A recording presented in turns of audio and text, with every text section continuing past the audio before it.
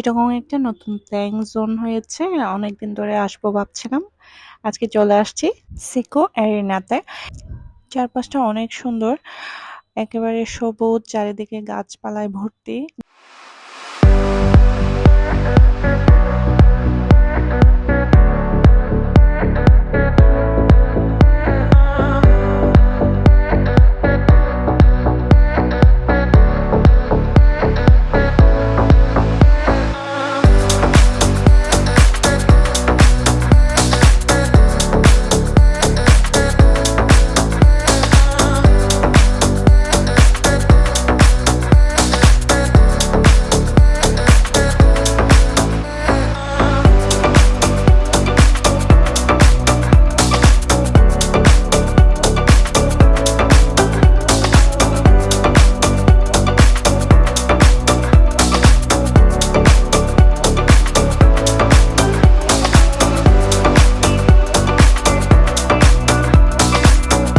আমিও দুটো কয়েন নিয়ে নিয়েছি।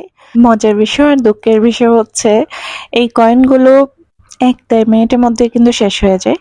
আর তখন আবার দৌড়ায় যেতে হবে কয়েন আনতে যাওয়া মানে হচ্ছে টাকা দিতে হবে আবার। তো এখানে আসা মানে হচ্ছে টাকা নিয়ে আসতে হবে বেশি করে। তবে বেবিদের জন্য অনেক সুন্দর একটা জায়গা।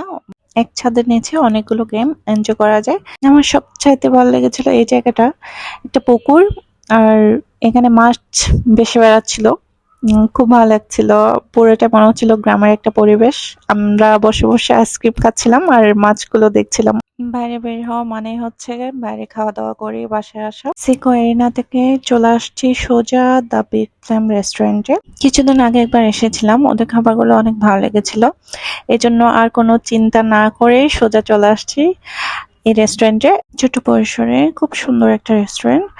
আর ওদের খাবারের কথা তো না বললেই নয়, খাবারগুলো আমার কাছে খুব ভালো লেগেছে। অর্ডার দিয়ে 15-20 মিনিটের মধ্যে খাবারটা চলে আসছে টেবিলে।